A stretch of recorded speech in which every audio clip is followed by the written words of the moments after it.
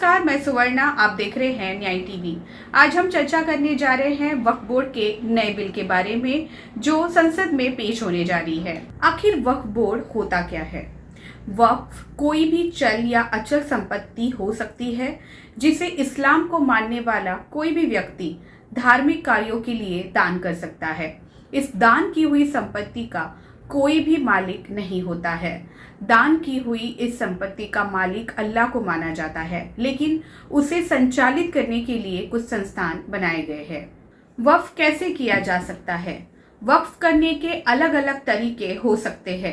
जैसे अगर किसी व्यक्ति के पास एक से अधिक मकान है और वो उनमें से एक को वक्फ करना चाहता है, तो वो अपनी वसीयत में एक मकान को वक्फ के लिए दान करने के बारे में लिख सकता है। ऐसे में उस मकान से संबंधित व्यक्ति की मौत के बाद उनका परिवार इसे इस्तेमाल नहीं कर सकेगा।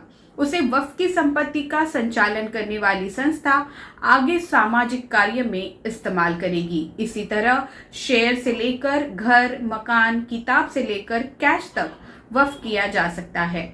कोई भी मुस्लिम व्यक्ति जो 18 साल से अधिक उम्र का है, वो अपने नाम की गई किसी भी संपत्ति को वक्फ कर सकता है।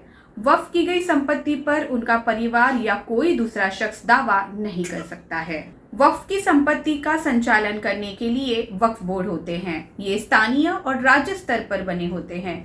उत्तर प्रदेश, बिहार जैसे राज्यों में अलग अलग शिया और सुन्नी वक्फ बोर्ड भी है।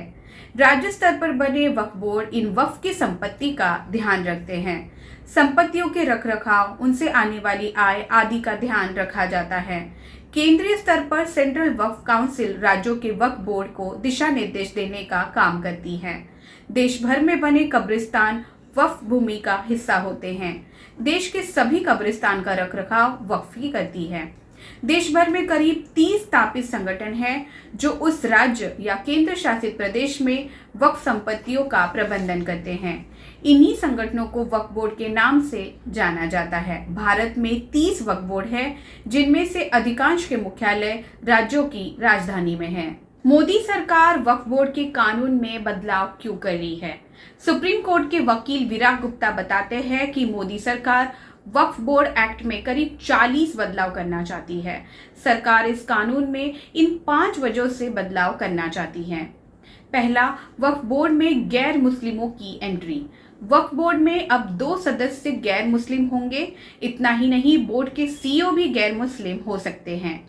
दूसरा, महिला और अन्य मुस्लिम समुदाय का पार्टिसिपेशन बढ़ाना। कानून बदलकर वक्फ में महिलाओं का पार्टिसिपेशन बढ़ाया जाएगा।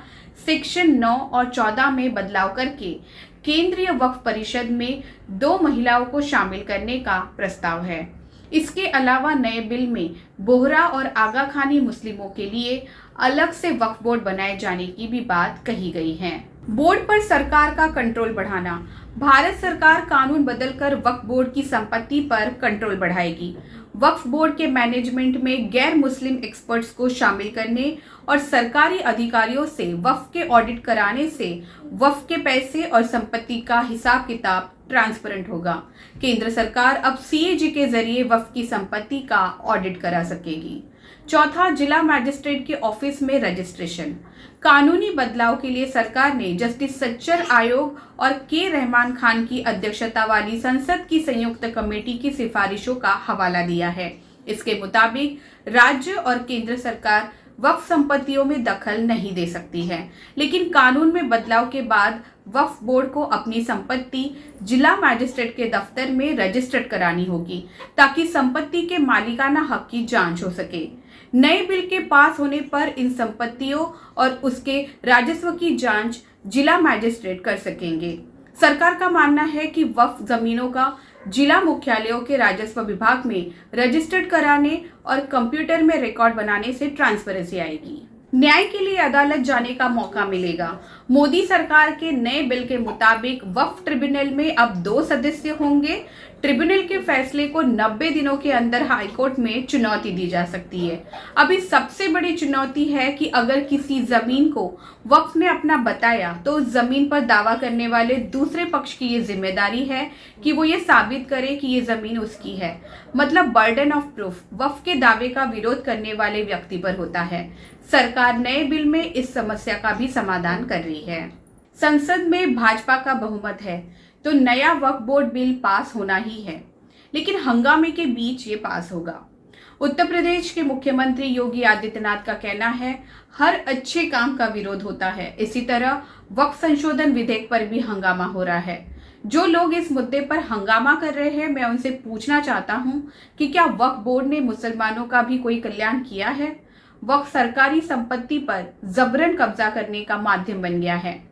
शिवसेना के राज्यसभा सांसद मिलिंद देवड़ा ने कहा, पिछले 75 साल से मुसलमानों को गुमराह करने के लिए फर्जी कहानियों का इस्तेमाल किया जा रहा है।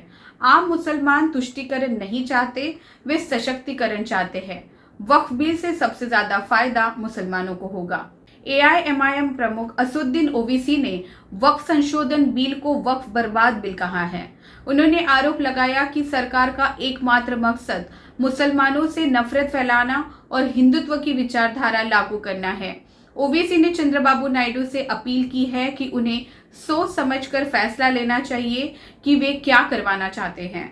सपा अध्यक्ष अखिलेश यादव ने कहा, भाजपा का हर फैसला वोट के लिए होता है। समाजवादी पार्टी वक्फ बिल के खिलाफ है। भाजपा पूरा नियंत्रण चाहती है। प्रशासन के गलत फैसले के कारण भारत की संस्कृति और भाईचारे के खिलाफ खाई पैदा की गई है। वो कहते थे कि हम तुष्टीकरण की राजनीति कर रहे हैं। क्या भाजपा ईद पर कीट बांटकर तुष्टीकरण नहीं कर रही है? वक्फ बोर्ड कानून के नए और पुराने में 4 बड़े अंतर। पुराने कानून के अनुसार सेक्शन 40 में रीजन टू बिलीव के तहत अगर वक्फ बोर्ड किसी प्रॉपर्टी पर दावा करता है तो उस जमीन पर दावा करने वाला सिर्फ ट्रिब्यूनल में ही अपील कर सकता है। नए प्रस्तावित बिल के अनुसार जमीन पर दावा करने वाला ट्रिब्यूनल के अलावा रेवेन्यू कोर्ट, सिविल कोर्ट या हाई कोर्ट में भी अपील कर सकेगा। पुराने कानून के अनुसार वक्फ ट्रिब्यूनल का फैसला आखिरी माना जाता था, उसे चुनौती नहीं दी जा सकती थी। लेकिन नए प्रस्तावित बिल के अनुसार अब वक्फ ट्रिब्यूनल के फैसले के खिलाफ हाई कोर्ट में अपील की जा सकेगी। पुराने कानून के अनुसार किसी जमीन पर मस्जिद हो या उसका उपयोग इस्लामिक उद्देश्य के लिए हो तो वो ऑटोमेटिक वक्फ की संपत्ति हो जाती है। लेकिन नए प्रस्तावित बिल के अनुसार जब तक किसी ने वक्फ को दान में जमीन नहीं दी है, उस पर भले ही मस्जिद बनी है तो भी वो वक्फ की संपत्ति नहीं होगी। पुराने कानून के अनुसार वक्फ बोर्ड में महिला और बतौर सदस्य अन्य धर्म के लोगों की एंट्री नहीं होती थी। लेकिन नए प्रस्तावित बिल के अनुसार वक्फ बोर्ड में 2 महिलाओं और अन्य धर्म के 2 सदस्यों की एंट्री भी होगी। अगर ये वीडियो आपको पसंद आ रहा है तो हमारे चैनल को सब्सक्राइब कीजिए और जुड़िए हमारे साथ नए अपडेट के लिए। धन्यवाद।